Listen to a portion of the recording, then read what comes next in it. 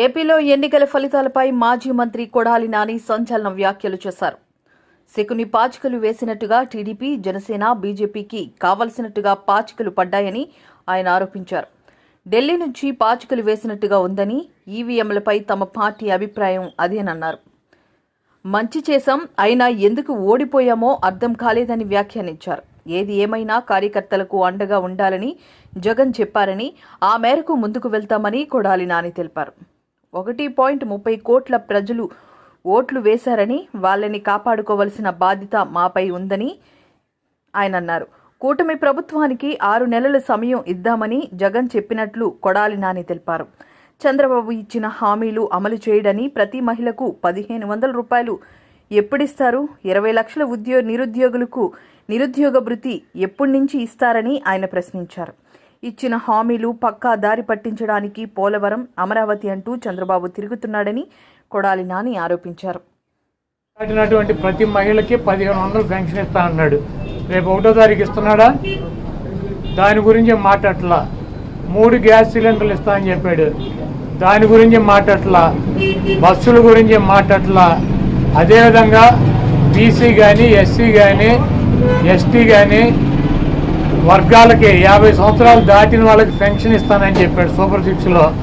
దాని గురించి మాట్లాడట్లా. అది ఎప్పుడు ఇస్తాడో చెప్పట్లా. అదేవిధంగా ఇంకోటి 20 లక్షల మందికి నిరుద్యోగులకి ఉద్యోగాలు ఇప్పిస్తాను, ఉద్యోగాలు కనుక ఇప్పించలేకపోతే ఈ లోపు 3000 రూపాయలు నిరుద్యోగ వృత్తి కూడా ఇస్తానని చెప్పి సూపర్ 6లో పెట్టాడు. మొన్న తెలంగాణలో హరీష్ రావు గారు మాట్లాడుతూ చెబుతున్నాడు, చంద్రబాబు నాయుడు గారు చెప్పిన వాగ్దానాన్ని ఏమీ చెప్పాడు. 1000 రూపాయలు ఈయన పెంచింది. ఇప్పుడు వచ్చి 3000 ఆల్రెడీ ఇచ్చేది జగన్మోహన్ రెడ్డి గారు. 3000 ఇస్తా అంటే ఈయన వచ్చి 1000 ఇచ్చాడు. మీరు అక్కడ 2000 ఇస్తా అంటే రేవంత్ రెడ్డి 4000 చేయాలి కాబట్టి అక్కడ ఇబ్బంది పడుతూ ఉంటాడు. ఇంకా ఈయన సూపర్ 6 అని చెప్పి ప్రతి మహిళకి 1500 రూపాయలు ఇస్తాడు 18 సంవత్సరాలు దాటిన వాళ్ళకి. మరి ఆ వాగ్దానం ఎప్పుడు చేస్తాడు? రేపు 1వ తారీఖు ఇవ్వరా?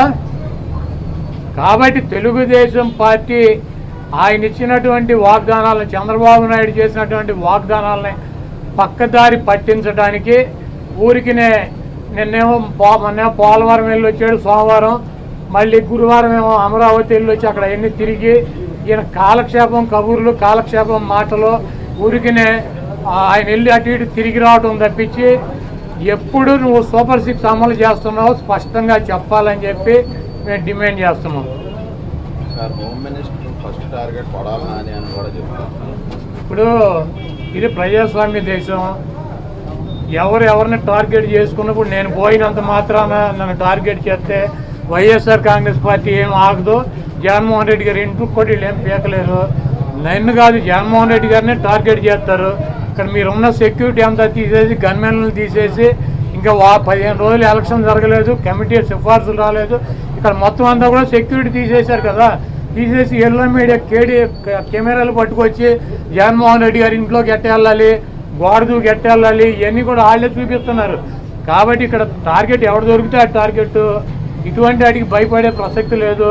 ఎవడెవడికి టార్గెట్, ఎవడెవడి చేతులు ఏం రాసి ఉందో అవన్నీ పైన ఉన్నటువంటి భగవంతుడు నిర్ణయిస్తాడు.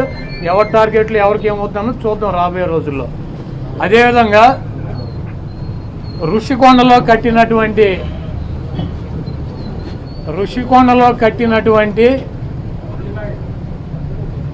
పర్యాటక కేంద్రంలో కట్టినటువంటి భవనాలనే ఈ సిగ్గు ఎగ్గు లేనటువంటి తెలుగుదేశం పార్టీ, ఈ సిగ్గు ఎగ్గు లేనటువంటి ఎల్లో మీడియా అది జగన్మోహన్ రెడ్డి గారి నివాసం అని చెప్పి చూపిస్తున్నారు 3 రోజుల నుంచి.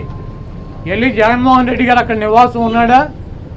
జగన్మోహన్ రెడ్డి గారు 2014 నుంచి 19 దాకా ప్రతిపక్ష నాయకుడు.